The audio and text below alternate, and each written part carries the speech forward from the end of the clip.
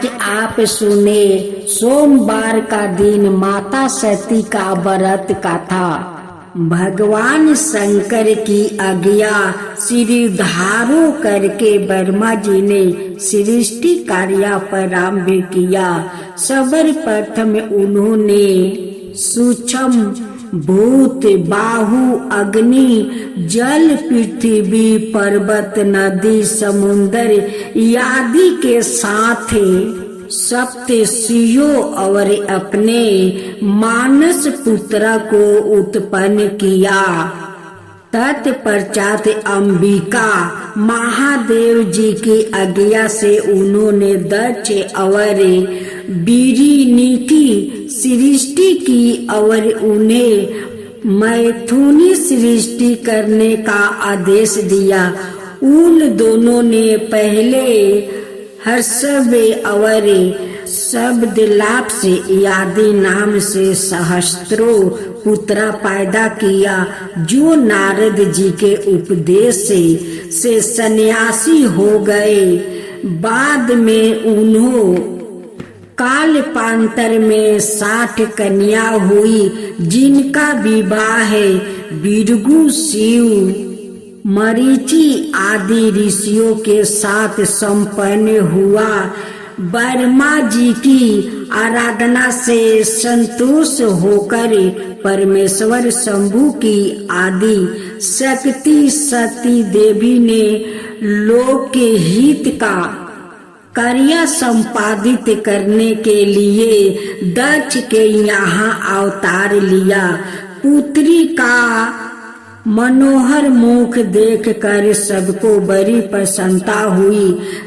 दक्ष ने ब्राह्मणों और याचकों को दान मानने से संतोष किया। भांति भांति के मंडल कीर्तनों के साथ नृत्य और गान के सुंदर आयोजन किया गया। दक्ष के महल में जैसे खुशियों का साम्राज्य ही उतर आया है। देवताओं ने पुष्प वर्षा की। दक्ष ने अपनी उस दिव्या कन्या का नाम उमा रखा। परमेश्वर शिव की अवित्र सवारूपा होने के कारण वो बाल्यावस्था ही उनके ध्यान में निम्न ग्रह रहा करती थी।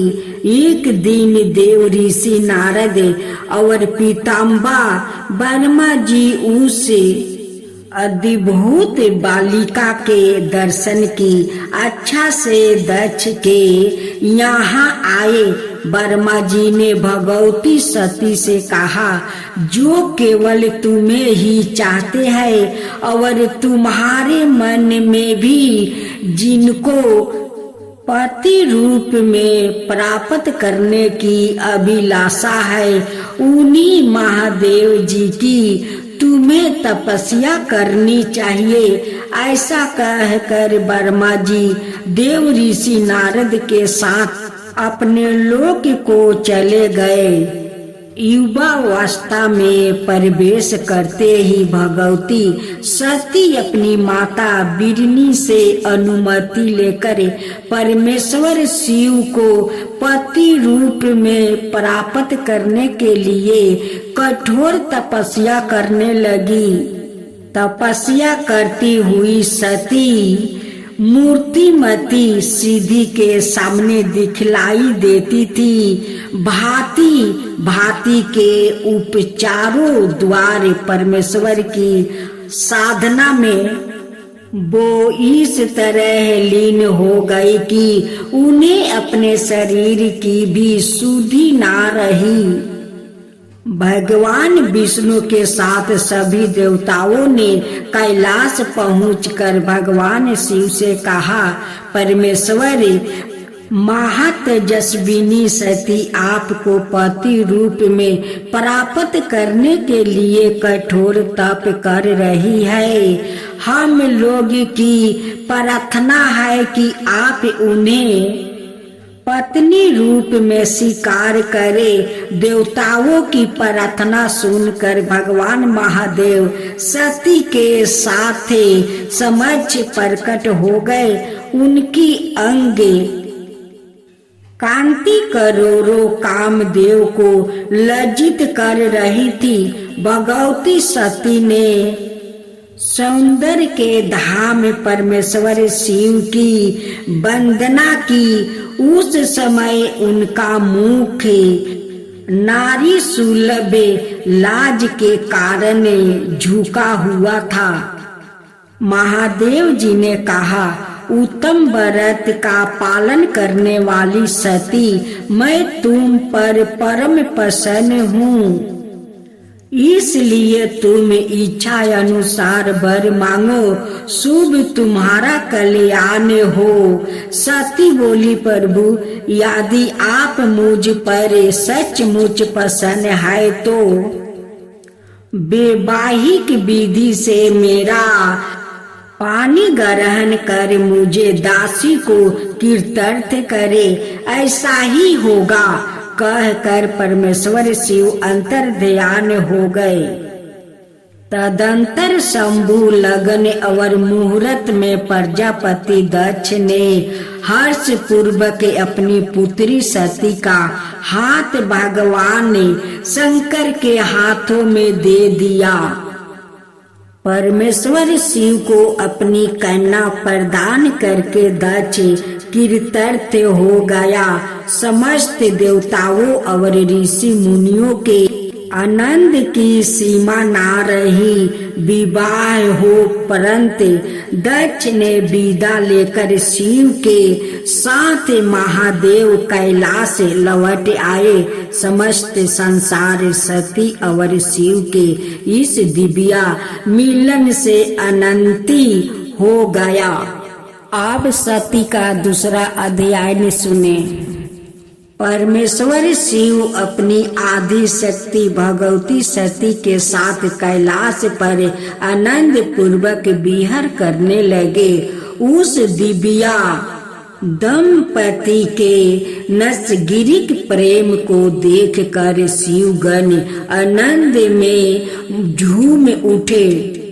कुसुमित वनो एवं निर्मल सरोवर के रूप में पलक पवारे बिछाए उमा परमेश्वर का नित्य स्वागत करने लगी। इस तरह विश्वेश्वर भूतनाथ शिव को भगवती सती के साथ शांत रहते हुए बहुत समय बीत गया। एक समय की बात है, भगवान रुद्र सती के साथ दंड कारण से होकर गुजर रहे थे। वहाँ उन्होंने लक्ष्मण सहित भगवान राम को देखा, जो रावण द्वारे छल पूर्वक हरण गई अपनी प्यारी पत्नी सीता को ढूंढते हुए वन वन भटक रहे थे। बिहार में व्याकुल श्री राम ऊंचे सवार से हाँ सीते पुकारते हुए विलाप कर रहे थे। उस समय महादेव ने बड़ी श्रद्धा से नतमस्तक होकर और जय सच्चिदानंद कह कर उन्हें प्रणाम किया।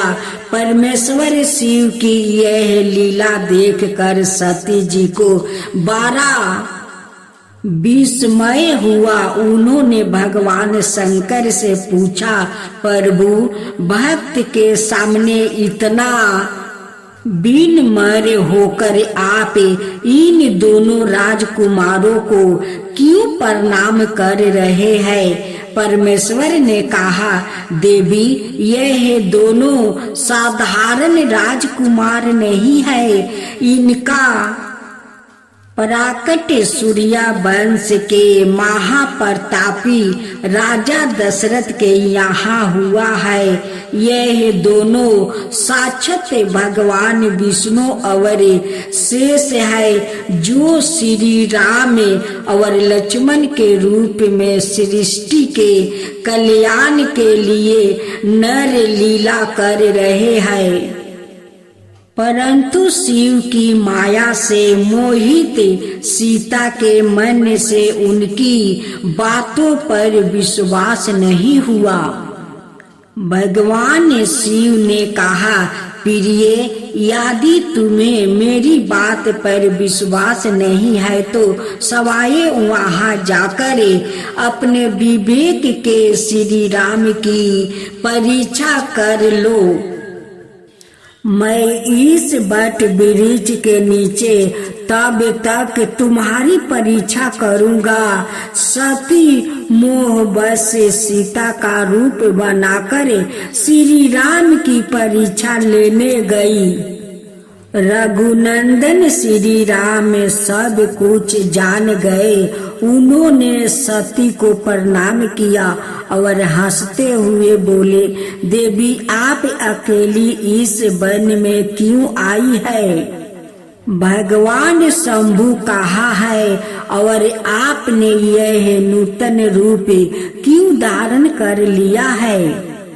सती जी बहुत लज्जित हुई और भगवान शंकर के पास वापस लौट आई। महादेव ने पूछा, देवी, तुमने भगवान श्री राम की परीक्षा की किस प्रकार ली? सती ने उत्तर दिया, प्रभु, मैंने कोई परीक्षा नहीं ली, आप ही तरह प्रणाम करके लौट आई। अंतर्यामी शिव ने ध्यान लगाकर सती का सारा चरित्र जान लिया और मन ही मन वो सती से विरचित हो गए। एक बार दक्ष ने बहुत बड़ा यज्ञ का आयोजन किया।